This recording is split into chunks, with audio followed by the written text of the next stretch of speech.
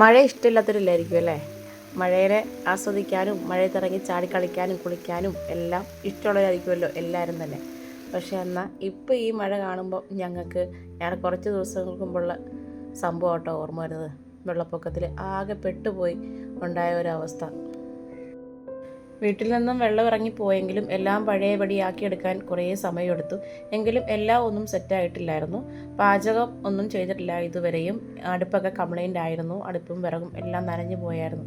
അത് കുറേ ദിവസങ്ങൾക്ക് ശേഷമാണ് വീട്ടിലൊരു തീ കത്തിച്ചത്. കാരണം ഫുഡൊക്കെ വെളിയിൽ നിന്നായിരുന്നു കിട്ടിക്കൊണ്ടിരുന്നത്. ജീവിതത്തിൽ ചിലപ്പോൾ പ്രതീക്ഷിക്കാത്ത സംഭവങ്ങളൊക്കെ പെട്ടെന്ന് വന്നു പോകും. അപ്പോൾ നമ്മൾ ഓർക്കും എല്ലാം അവസാനിച്ചെന്ന്. പക്ഷേ ഓരോ സമയം കഴിയുന്തോറും പതിയെ അതൊക്കെ ശരിയായി വരുമ്പോൾ നമ്മൾ ഓർക്കും സാരമില്ല, എന്തു വന്നാലും നമ്മൾ തരണം ചെയ്തല്ലേ കഴിയൂ. ഇനിയും ഒരുപാട് കാര്യങ്ങൾ റെഡിയാക്കാനുണ്ട്. കാരണം നമ്മൾ ജീവിച്ച ചുറ്റുപാടിൽ നിന്ന് പഴയതുപോലെ നമ്മുടെ കാര്യങ്ങൾ എല്ലാം ഓരോ സാധനവും അതാത് സാധനങ്ങളിൽ സെറ്റാക്കി വെച്ചാലേ ഉള്ളൂ നമുക്ക് എല്ലാ കാര്യങ്ങൾക്കും തുടർച്ചയായിട്ട് ചെയ്തു പോകാൻ എളുപ്പമുള്ളൂ. ഇതിപ്പോൾ നമ്മൾ പാത്രങ്ങളൊക്കെ കഴുകി വെച്ചെങ്കിലും പല സാധനങ്ങളും യഥാസ്ഥാനത്തല്ല. നമ്മൾ എടുത്തു വെക്കുന്ന സാധനങ്ങളെല്ലാം പലതായിട്ട് ഒരുമിച്ച് ഇങ്ങനെ കിട്ടിയ പാത്രങ്ങളിലും ഉണങ്ങിയ പാത്രങ്ങളൊക്കെ ആയിട്ട് ഇങ്ങനെ വെക്കുന്നത് കൊണ്ട് നമുക്ക് പലതും കിടന്ന് തപ്പേണ്ടി വരും. സാധാരണ വെള്ളം പൊങ്ങിക്കഴിഞ്ഞ് പിറ്റേ ദിവസങ്ങളിൽ നല്ല വെയിലൊക്കെ തെളിയാറുണ്ട്. പക്ഷേ ഇത്തവണ അങ്ങനെയല്ല. വീണ്ടും മഴ തന്നെയാണ്. ഈ കുറേ ദിവസങ്ങളിൽ മഴ അങ്ങനെ നിൽക്കുന്നത് കൊണ്ട് നമുക്ക് ഒന്നിനും ഒരു തീരുമാനം ആകുന്നില്ല. കാരണം നനഞ്ഞ തുണികളൊന്നും വെളിയിലിട്ട് അലക്കി സെറ്റാക്കി എടുക്കാനോ, നനഞ്ഞു പോയ ബെഡ്, അങ്ങനെ ഒരു കാര്യങ്ങളും വീട്ടിൽ നനഞ്ഞു പോയതൊന്നും നമുക്കൊന്ന് വെയിലത്തിട്ട് സെറ്റാക്കി എടുത്താലേ ഉള്ളൂ നമുക്കൊന്ന് വീട് പഴയ പോലെ ആകാൻ പറ്റുമായിരുന്ന അവസ്ഥയായിരുന്നുള്ളൂ. അപ്പം ഞാനോർത്ത് എന്തൊക്കെയാലും വെറുതെ ഇരുന്ന് ടൈം കളയാതെ അടുക്കളയുടെ കാര്യങ്ങൾക്ക് ഒന്ന് തീരുമാനമാക്കി നമുക്ക് പാചകമൊക്കെ തുടങ്ങുവാണെങ്കിൽ അതിൽ നിന്ന് ഒന്ന് എല്ലാം ഓക്കെ ആയി വരുമല്ലോ. നമുക്ക് എല്ലാ ദിവസവും ആഹാരം കിട്ടുന്നത് നോക്കിയിരിക്കേണ്ട ഒരു അവസ്ഥ ഉണ്ടായിരുന്നു. നമ്മളതൊന്നും നമ്മുടെ ജീവിതത്തിൽ പ്രതീക്ഷിക്കുന്നില്ല. കാരണം നമ്മൾ നമ്മുടെ വീട്ടിൽ ഫുഡ് ഉണ്ടാക്കുന്നു, വയ്ക്കുന്നു, കഴിക്കുന്നു, ആ രീതിയിൽ അങ്ങനെ പോയിട്ട് പെട്ടെന്നൊരു ദിവസം നമ്മൾ കിടന്നുറങ്ങി കഴിയുമ്പോൾ നമ്മുടെ വീട്ടിൽ വെള്ളം കയറുന്നു, നമ്മുടെ സാധനങ്ങളെല്ലാം നഷ്ടപ്പെട്ടു പോകുന്നു. ഫുഡിന് വേണ്ടി മറ്റൊരാൾ കൊണ്ട് തരുന്നത് വരെ നോക്കി ഇരുന്ന് നമ്മൾ വിശപ്പിൻ്റെ വിലയും അറിയും. അങ്ങനെ നമ്മൾ ചിന്തിക്കും ഏതറ്റം വരെയും നമ്മുടെ ജീവിതങ്ങൾ പല രീതിയിൽ എത്താമെന്ന് നമുക്കത് മനസ്സിലാവും. പച്ചക്കറി ഐറ്റംസ് ഒന്നും വാങ്ങിച്ചിട്ടില്ല. കാരണം അത് വെക്കാനുള്ള സ്ഥലങ്ങളില്ല, എല്ലാം നനവാണ്. പിന്നെ ഫ്രിഡ്ജിലായിരുന്നു സൂക്ഷിച്ചുകൊണ്ടിരുന്നത്. ഫ്രിഡ്ജ് കംപ്ലൈൻ്റ് ആയി. ഞങ്ങൾ ക്ലീൻ ചെയ്ത് നോക്കിയതാണ്, പക്ഷേ അത് വർക്കാകുന്നില്ല. അതിങ്ങനെ കമിഴ്ന്ന് വന്ന് വെള്ളത്തിൽ കിടക്കുമായിരുന്നു. ഫ്രീസറിൻ്റെ അവിടുത്തൊക്കെ ഡോറും ഒടിഞ്ഞു പോയി. പച്ചക്കറി വെക്കുന്ന അവിടുത്തെ തട്ട് ഒടിഞ്ഞു പോയിട്ട് അതിൻ്റെ ഗ്യാസൊക്കെ നഷ്ടപ്പെട്ടു. നമുക്കത് എവിടെ നിന്നാണ് ഗ്യാസ് പോയതെന്ന് പോലും അറിയത്തില്ല. അതുകൊണ്ടത് കംപ്ലൈൻ്റ് ആയി പോവുക ചെയ്തത്.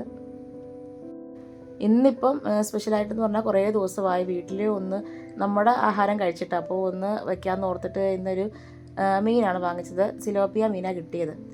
സിലോപ്പിയായും കറി വെച്ചു, ബീൻസും മെഴുക്കുവരട്ടി വെച്ചു. അത്രയേ ഉള്ളൂ ഇന്ന് കറിയായിട്ട് വെച്ചിട്ടുള്ളൂ. ഒത്തിരി ഐറ്റംസ് ഒന്നുമില്ല, ഇത് തന്നെ ധാരാളം. എല്ലാം അങ്ങനെ വിറകടുപ്പിലല്ല ഉപയോഗിക്കുന്നത്, ഗ്യാസ് അടുപ്പും കൂടെ ഉപയോഗിക്കുന്ന പതിവുണ്ട്. ഇന്നിപ്പോൾ വെള്ളം കയറി ഗ്യാസ് അടുപ്പ് കംപ്ലൈൻ്റ് ആയതുകൊണ്ട് അതൊട്ടും ഉപയോഗിക്കാൻ പറ്റുന്നില്ലാത്ത അവസ്ഥയിലിരിക്കുകയാണ്. അതുകൊണ്ട് എല്ലാം ഈ വിറകിൽ തന്നെ നമ്മൾ എടുക്കണം. കാരണം വിറകുകളും എല്ലാം നനഞ്ഞു പോയിട്ടുണ്ട്. അപ്പോൾ എന്നാൽ അത്യാവശ്യം ഉണങ്ങി കിട്ടിയതിനെയൊക്കെ ഇന്ന് എടുത്തതാണ്. കാരണം വിറക് കത്തിച്ച് വരുമ്പോൾ ഇവിടെയൊക്കെ നല്ല ഈർപ്പമാണ്. ഭിത്തികളിലും അടുപ്പിലും എല്ലാം ഈർപ്പം ഇങ്ങനെ പൊങ്ങി കിടക്കുക, വെള്ളം കയറിയതായതുകൊണ്ട്. അപ്പോൾ നമ്മൾ വിറക് കത്തിച്ചത് ചൂടായി കഴിയുമ്പോൾ നന്നായിട്ട് ഉണങ്ങിക്കിടന്ന് അവിടുത്തെ ഒരു ഈർപ്പമൊക്കെ മാറി സെറ്റ് ആവുമല്ലോ. നമ്മുടെ വീടിങ്ങനെ വെള്ളം പൊങ്ങി ആകെ നാശമായി കിടക്കും. നമ്മൾ ഓർക്കും എൻ്റെ പൊന്നും നമ്മളിനി എന്ത് ചെയ്യും, ഇതിൽ നിന്ന് നമ്മളെങ്ങനെ തരണം ചെയ്ത് വരുമെന്നൊക്കെ നമ്മൾ ചിന്തിക്കും. ആ സമയത്താണ് ചെറിയ ഓരോ കാര്യങ്ങളുടെയൊക്കെ വില നമുക്ക് മനസ്സിലാവുന്നത്. നമ്മൾ സാധാരണയായി ദിവസവും ചെയ്യുന്ന ഓരോ കാര്യങ്ങളും ഇന്ന് ഈ സമയത്ത് ചെയ്യുമ്പോൾ നമുക്ക് ഇതും ഓരോന്നും അങ്ങനെ വലിയ കാര്യങ്ങളായിട്ട് തോന്നുന്ന സമയമാണ് ഇത്. നമ്മുടെ വീട്ടിൽ നമുക്കൊന്ന് വൃത്തിയായി ഇരിക്കാൻ പറ്റുക, അടുക്കളയിൽ കയറി നമുക്ക് ഭക്ഷണം ഉണ്ടാക്കി കഴിക്കാൻ പറ്റുക, നമ്മുടെ ഓരോ സാധനങ്ങളും നമ്മൾ പഴയത് രീതിക്ക് സെറ്റാക്കി വെക്കുക, അങ്ങനെ ഓരോ കാര്യങ്ങളും നമുക്ക് ഭയങ്കരമായിട്ട് സന്തോഷം തരും ചെയ്ത് കഴിയുമ്പോഴത്തേനും. മൊത്തം അലങ്കോലമായത് ഒറ്റ ദിവസം കൊണ്ടൊന്നും നമ്മളെ കൊണ്ട് ശരിയാക്കാൻ പറ്റത്തില്ല. ഇന്ന് ചെയ്യുന്നത് ഇന്ന് പൂർത്തിയാക്കാൻ പറ്റുക, നാളെ ചെയ്യുന്നത് നാളെ, അങ്ങനെ ഘട്ടം ഘട്ടമായിട്ട് പോവുകയാണെങ്കിൽ നമുക്ക് എല്ലാം സെറ്റായി വരുന്ന കാര്യങ്ങളേ ഉള്ളൂ. പിന്നെ പ്രത്യേകിച്ച് പറയാമെന്ന് പറഞ്ഞാൽ ഈ സമയത്ത് നമ്മളെ സഹായിച്ചാൽ നമുക്ക് നമ്മുടെ ജീവിതത്തിൽ ഒരിക്കലും മറക്കാൻ പറ്റത്തില്ല അവരെയൊന്നും. ഒരു ചെറിയ സഹായമായാലും ആ സമയത്തൊന്ന് ഫോൺ വിളിച്ച് അന്വേഷിച്ചാൽ എങ്ങനെയുണ്ട് എന്ന് ചോദിച്ചാൽ പോലും നമുക്ക് ആ സമയത്ത് അതൊരു വലിയൊരു ആശ്വാസമായിട്ട് തോന്നും. നമ്മൾക്ക് വിഷമം വരുമ്പോൾ മാത്രമല്ല, മറ്റൊരാൾക്ക് വിഷമം വരുമ്പോഴും കഴിയുന്നത്ര രീതിയിൽ അവരുടെ കൂടെ ഒന്ന് നിൽക്കാൻ പറ്റുക എന്നതും വലിയ കാര്യമല്ലേ. ഒരാൾക്ക് ആവശ്യമുള്ള സമയത്ത് കൂടെ നിൽക്കുന്നവരെയാവും നമ്മൾ ഒരിക്കലും ജീവിതത്തിൽ മറക്കാതെ നിൽക്കുന്നത്, അല്ലേ? നമ്മൾ ദിവസവും ചെയ്തു പോകുന്ന കാര്യങ്ങളൊന്നും നമുക്ക് വലിയ വിലയൊന്നും തോന്നാറില്ല. കാരണം അതങ്ങനെ ഓരോ ദിവസവും ഡെയിലി ഇങ്ങനെ പോകുന്നു. പക്ഷേ അത് നഷ്ടപ്പെടുമ്പോഴാണ് അതിൻ്റെ വില എത്രത്തോളം ഉണ്ടാവുമെന്ന് നമുക്കത് മനസ്സിലാക്കാൻ പറ്റുന്നത്. അതുകൊണ്ട് ഇപ്പോൾ ഉള്ളതിൽ സന്തോഷിക്കാൻ പഠിക്കണം എന്ന് തോന്നുന്നു എന്നുള്ള ഒരു കാഴ്ചപ്പാടിലാണ് മൈൻഡ് എത്തി നിൽക്കുന്നത് തന്നെ.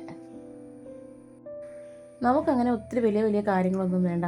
കാരണം വീട്ടിലെല്ലാവരും സുഖമായിരിക്കുക, സുരക്ഷിതരായിരിക്കുക, നമ്മുടെ വീട്ടിൽ ഭക്ഷണം ഉണ്ടാക്കി കഴിക്കാൻ പറ്റുക, കുടുംബത്തോടൊപ്പം ഇരിക്കാൻ പറ്റുക എന്നൊക്കെ തന്നെയുള്ളത് തന്നെ വലിയ വലിയ കാര്യങ്ങളായിട്ട് ഈ സമയത്ത് നമുക്ക് തോന്നുന്നത്. അങ്ങനെ ഓരോ ആപത്ത് വരുമ്പോൾ നമ്മുടെ നാടും നമ്മുടെ ആൾക്കാരും എല്ലാവരും സുരക്ഷിതരായിരിക്കുക, അവർക്ക് ആപത്തുകളൊന്നും പറ്റാതിരിക്കുക എന്നുള്ളത് തന്നെ വലിയൊരു ഭാഗ്യമാണ്. ഇനി കുറച്ച് ദിവസങ്ങൾ കൊണ്ട് നമുക്ക് പറ്റുന്നുണ്ടെങ്കിൽ നമ്മുടെ വീട് പഴയ പോലെ ആക്കിയെടുക്കാവുന്നതല്ലേ ഉള്ളൂ. നമ്മുടെ ആൾക്കാരെല്ലാം ഉണ്ടെങ്കിൽ തന്നെ നമുക്ക് അത് ഏറ്റവും വലിയ കാര്യമല്ലേ. അപ്പം എൻ്റെ പ്രേക്ഷകരോട് പറയാനുള്ളതെന്ന് വെച്ചാണെങ്കിൽ, എൻ്റെ വീഡിയോ ആദ്യമായിട്ടാണ് കാണുന്നതെങ്കിൽ ഈ ചാനലൊന്ന് സബ്സ്ക്രൈബ് ചെയ്തേക്കണേ. കൂടെ ആ ബെല്ലൈക്കണും കൂടി ഒന്ന് അമർത്തുവാണെങ്കിൽ നന്നായിരിക്കും. പിന്നെ ലൈക്കും ചെയ്യണം കേട്ടോ. അങ്ങനെ ഇന്നത്തെ പണികൾ, ഉച്ചത്തെ ഊണിൻ്റെ കാര്യങ്ങളൊക്കെ കഴിഞ്ഞു. മഴ പെയ്തുകൊണ്ടിരിക്കുകയാണ്. ശക്തിയായ മഴയില്ല, എന്നാലും മഴ തോർന്നിട്ടില്ല. ഇപ്പോൾ കുളിയെല്ലാം കഴിഞ്ഞു. ഞങ്ങൾ ഡ്രസ്സൊക്കെ മാറി ഇനി ചോറുണ്ണാൻ പോവുകയാണ്. അപ്പോൾ ഇന്നത്തെ കറി എന്ന് പറയുന്നത് പറഞ്ഞായിരുന്നല്ലോ, പിന്നെ മീൻകറിയാണ്. മുളക് ഇട്ട് വെച്ച മീൻകറിയാണ്. തേങ്ങ ചേർക്കുന്ന പതിവുണ്ടായിരുന്നു. തേങ്ങ ചേർക്കാൻ ഞങ്ങൾ ഇതില്ല, മിക്സി കംപ്ലൈൻ്റ് ആയിപ്പോയി. അതുകൊണ്ട് തേങ്ങ ചേർക്കാതെയാണ് വെച്ചത്. നല്ല മുളകിട്ട മീൻകറിയാണ്. പിന്നെ മെഴുക്കുവരട്ടിയുണ്ട്, മീൻ പൊരിച്ചതുണ്ട് കേട്ടോ. അതിൻ്റെ കൂടെ തന്നെ ഉണ്ടായിരുന്നത് പൊരിച്ചെടുക്കുകയും ചെയ്തു. ഇന്നത്തെ വിശേഷങ്ങളും കാര്യങ്ങളൊക്കെ ഇത്രയുമാണ്. ലൈഫ് ഓരോ രീതിയിലും അങ്ങനെ ഓരോരുത്തരുടെയും ഓരോ രീതിയിൽ പോയിക്കൊണ്ടിരിക്കുന്നു. എല്ലാവരും സുരക്ഷിതരായിരിക്കുക എന്നുള്ളതാണ് ഏറ്റവും വലിയ കാര്യം. ഇന്നത്തെ വീഡിയോ ഇത്രയൊക്കെ ഉള്ളൂ കേട്ടോ. അങ്ങനെ എല്ലാം കഴിഞ്ഞ് ചോറിനായിരുന്നപ്പോൾ ഒരു സമാധാനം. അങ്ങനെ ജീവിതം ഓരോ വഴിക്ക് അങ്ങനെ മുന്നോട്ട് പോകുന്നു. ജീവിതം